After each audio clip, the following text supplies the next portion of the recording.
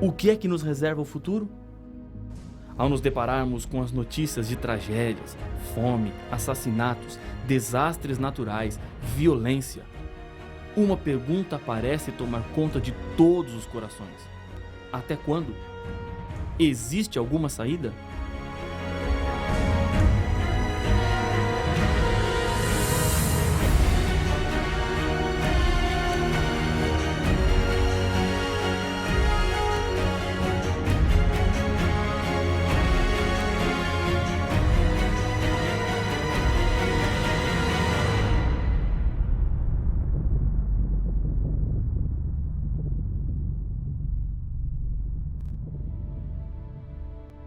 O estudo do Apocalipse enche de esperança os que acreditam em Jesus.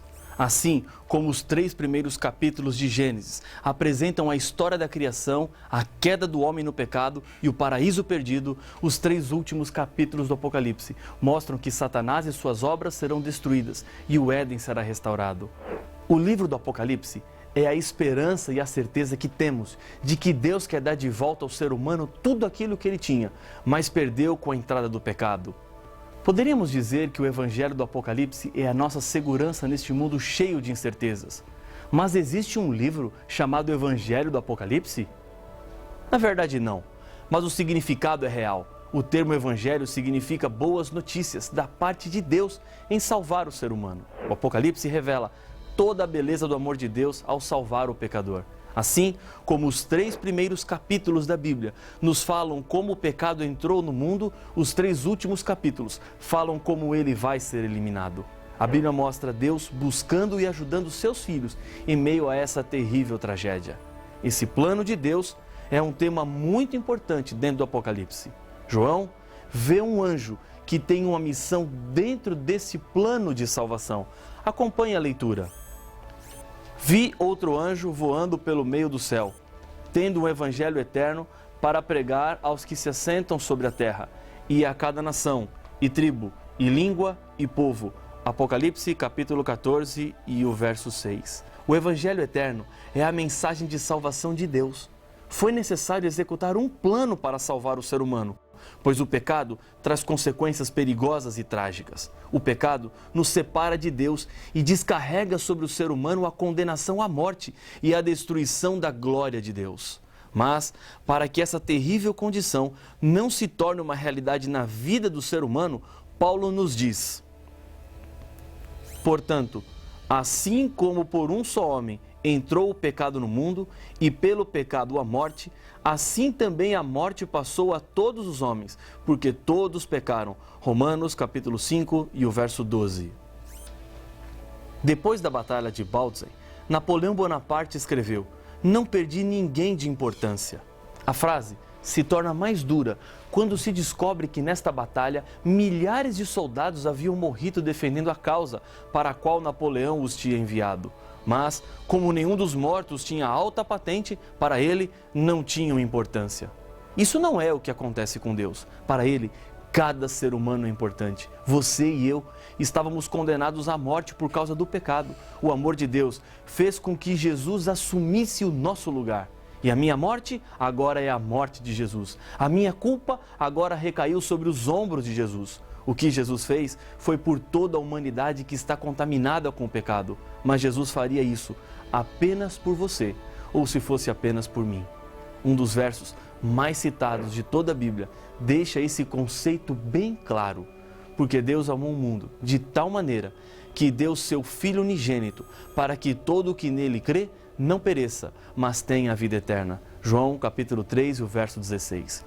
Deus não quer que você se perca. O que Ele fez foi para que você não tivesse que sofrer. A morte entrou pelo pecado de um homem e a morte sairá pela morte de um homem, Jesus.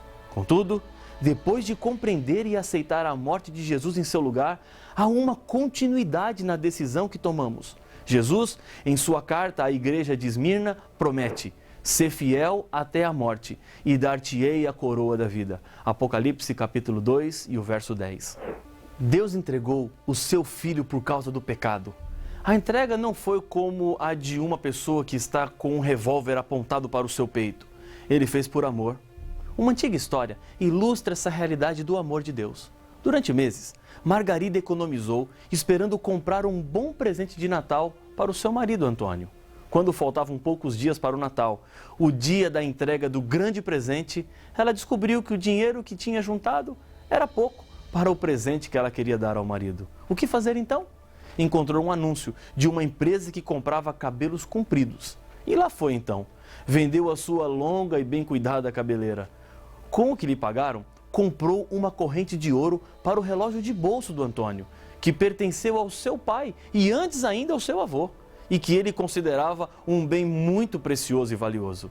Naquele dia, Antônio, quando chegou em casa, trouxe um pacote com um presente de Natal para sua esposa. Ao abrir, Margarida viu 2 lindas presilhas de cabelo, que durante algum tempo admirava na vitrine de uma loja. Ao refazer-se da tristeza que lhe veio ao pensar que agora elas seriam inúteis, pois já não tinha os longos cabelos, correu para buscar a corrente de ouro que tinha comprado para o marido. Quando Antônio abriu o presente, foi ele quem ficou triste. Vendi o relógio para comprar as suas presilhas, disse ele.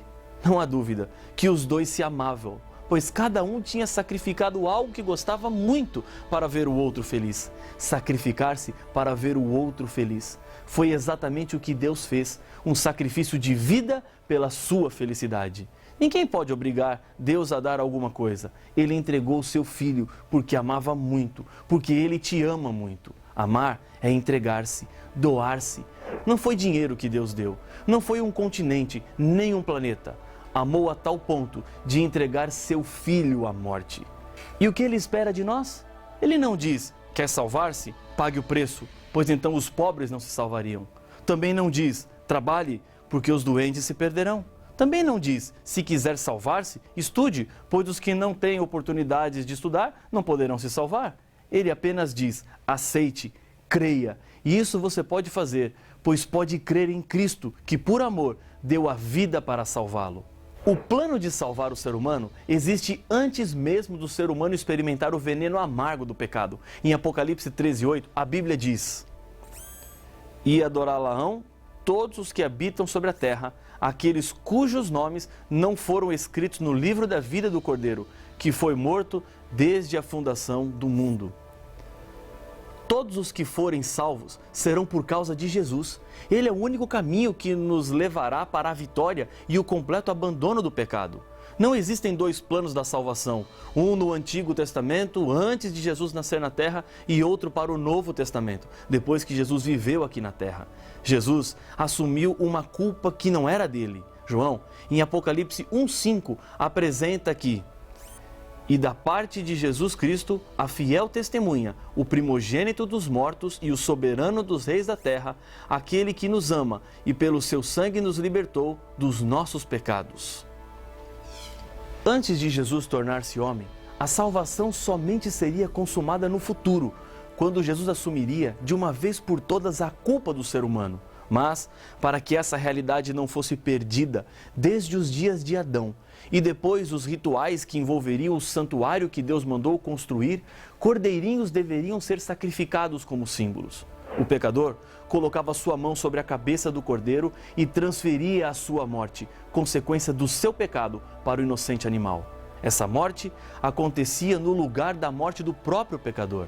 Jesus interrompeu esse sacrifício de animais porque ele é o Cordeiro de Deus e a sua missão de tirar o pecado do mundo foi bem sucedida. Não há outra opção ou forma de sermos salvos. Em Atos capítulo 4, versos 11 e 12, lemos: Este Jesus é pedra rejeitada por vós, os construtores, o qual se tornou a pedra angular. E não há salvação em nenhum outro, porque abaixo do céu não existe nenhum outro nome dado entre os homens pelo qual importa que sejamos salvos. O que Jesus faz é para sempre e é completo. Estas coisas diz o santo, o verdadeiro, aquele que tem a chave de Davi, que abre e ninguém fechará, e que fecha e ninguém abrirá. Apocalipse capítulo 3, verso 7. Jesus cumpriu todas as profecias. Em Isaías, encontramos que, embora Jesus nunca tivesse praticado nenhum mal, nossos pecados seriam postos sobre ele, e a sua morte seria a solução para que os seres humanos não precisassem morrer como consequência dos seus pecados. A ressurreição de Jesus garantiria vitória plena contra o pecado e a morte, e também a certeza de que os que morreram fiéis a Deus também ressuscitarão para receberem das mãos do próprio Deus a recompensa da vida eterna. Isso quer dizer que, quando Cristo abre a porta de salvação, ninguém pode fechar, nem o inimigo pode fechar a salvação para você. Mas se você não aceitar, a porta da salvação se fechará para você e depois de fechada, ninguém mais poderá abrir. E para receber a salvação, hoje, existem 3 passos que precisamos dar. Atos 16, 31. Responderam-lhe: crê no Senhor Jesus e serás salvo, tu e a tua casa. Crer em Jesus não é simplesmente dizer que Ele existe. Crer envolve confiança, compromisso e certeza. Crer em Jesus é procurar conhecer cada dia mais a Deus e a sua vontade. Crer em Jesus é viver de acordo com aquilo que Deus espera de você. Crer em Jesus é aceitar pela fé, andar pelos caminhos que Deus trilhou através da Bíblia. Nem sempre é fácil fazer a vontade de Deus. Talvez seja exatamente isso que você está vivendo agora. Tenho tantas coisas para acertar. Os meus problemas são muito complicados. Como é que a minha família vai reagir? Se você não confiar em Jesus, Ele não pode te salvar. Deus criou você como um ser livre. Ele respeita as suas decisões, mas hoje apela incansavelmente ao seu coração dizendo: filho, filha, deixe-me cuidar de você.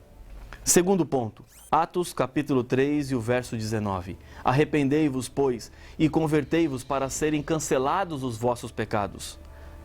Arrepender-se é a tristeza por aquilo que você fez e a vontade de não fazer mais. Arrependimento envolve a busca para a transformação do seu coração e da sua vida. No grego, a expressão usada é metanoia, que quer dizer mudança de mentalidade. Ou seja, na Bíblia, arrependimento significa mudar a sua opinião.